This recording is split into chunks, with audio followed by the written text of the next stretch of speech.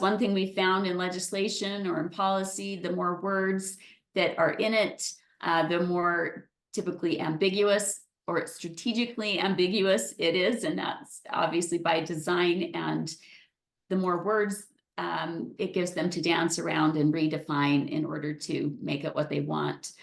Use their little crosswalk techniques to turn what, you know, maybe even the intent of the law was to become what the administrative state wants it to be. They literally have like a chart that they like an Excel spreadsheet where they say, okay, here's the language in the bill, the little phrases, and this is what we need it to mean. How are we going to crosswalk it? And they show you how they're going to incrementally switch it over to mean what they want it to mean, so that it will do what they want it to do instead. So crosswalk is a very common term used, not just here in Utah, but nationally. You can look up crosswalks for lots of things.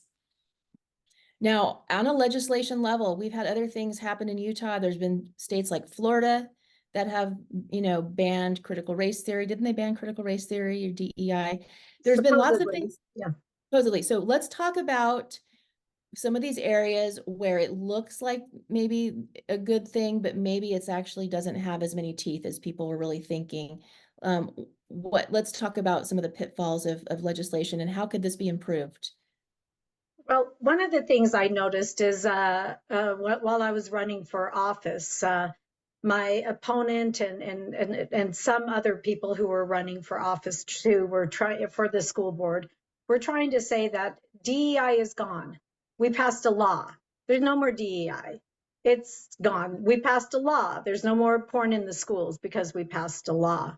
Like there's this disconnect. Just because something was written into the law doesn't mean we are seeing it applied in practice in the classrooms.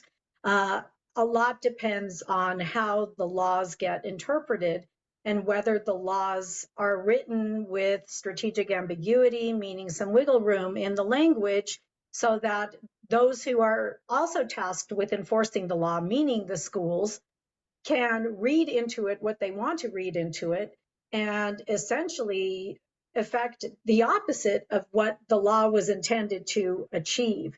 And sometimes, like for instance, in Utah, we recently, or back in 2022, there was a law that was passed that supposedly, it was on sensitive materials, that supposedly was the answer to getting pornographic materials out of the schools. It was written with exceptions, and it was written with a lot of latitude in it for the schools to interpret what should have been very prescriptive law, like this shall not be in the classrooms. They were able to pull in other pieces of the law, for instance, the Miller standard for pornography, and not just apply the bright line rules, meaning if it had A, B, or C, it was deemed pornographic and it needs to leave.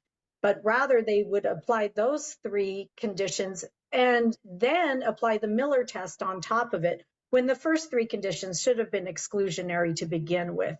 They should have kept the porn out of the schools just on that basis. But they would make it jump through a series of litmus tests or hoops, and then, oh, if it didn't pass, you know, all of the hoops, then we'll keep it inside the schools. And so that's what we've seen. And then, you know, that bill was recently changed to supposedly make the strictures against pornography in the schools even tighter. But at the same time, more loopholes were included. For instance, there are 4 types of sensitive materials or sexually explicit materials that have no strictures on them whatsoever. Materials that are intended for family and consumer science classes, materials that are intended for medical courses, any course that the board exempts, and then they added on top of it any concurrent enrollment class, and that a parent could essentially give permission for their kids to access sensitive materials through the concurrent enrollment classes. The question is, why should there be exemptions? Why should there be exceptions for pornographic materials? in a family and consumer science class.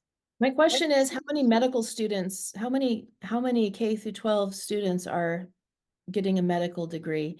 I mean, I understand anyways, that seems kind of weird. Yeah, you have nursing classes in high school.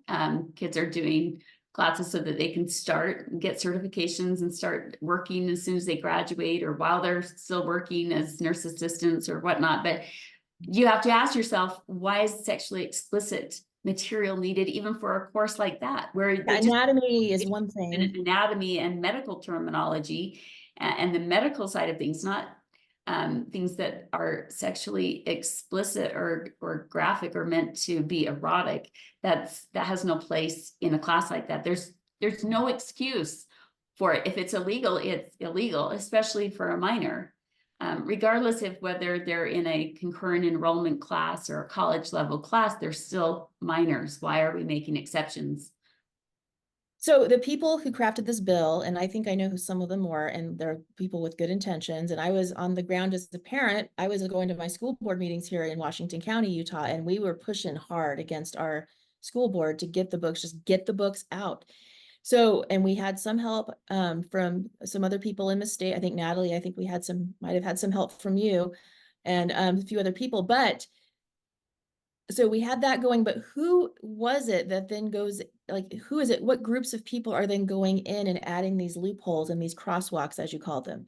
Well, Like, I think that you've got the legislator himself that has he has control of the bill. And if he wants to get it passed, this is how it generally works for any legislator that wants to get a bill passed, especially one that is deemed controversial. They have, in order to get the votes that they need, or at least this is what they tell themselves, if I want to get the votes necessary to have my bill passed, I have to get these people on board. And so who do they go to when it kind of, who would be against a bill like that? Well, you have people like Equality Utah, which is the local LGBTQ activist lobbying group, right? The libraries themselves, the American Library Association or the school library, these groups that are completely overtly Marxist, proudly Marxist. They say they will oppose the bill if these accommodations aren't made. Well, so you might have 90% of the bill that has really good, strong language, and then you have these little snippets or these little carve outs or strategically ambiguous language that makes the conservative people feel like, oh, this is wonderful, this is exactly what we need, when the other side is like, hey, great, we got our language in there, so sure, we won't oppose the bill, or we will fake oppose it so that they feel like they got a win, when we know exactly how we are going to interpret this or subvert it for our own purposes. And they do it like clockwork. And so bill after bill after bill that looks conservative, legislators have sat down at the table with people they shouldn't sit down at the table with, that can end up putting language in under the guise of collaboration that ends up subverting the whole bill almost entirely. You might get, a few little wins, but ultimately it works out. It works to the advantage of the Marxists because it allows them to get their way, and it gets the conservatives to do the dirty work for them. So they look like their hands are clean. They're like, you pass that bill, not us.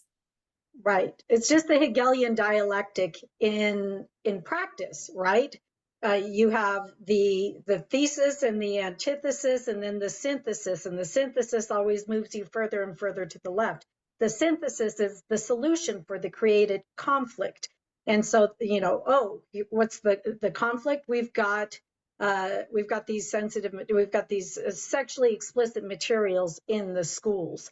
All right, so how do they bring everybody to the table, but the table is always situated left of center.